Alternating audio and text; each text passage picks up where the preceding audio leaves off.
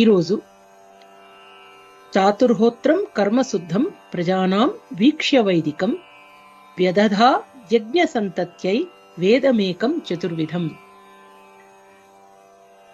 ఒకటే వేదమా? మనకు తెలిసినటువంటివి వేదము అనగానే 4 వేదాలని చెప్పుకుంటాం.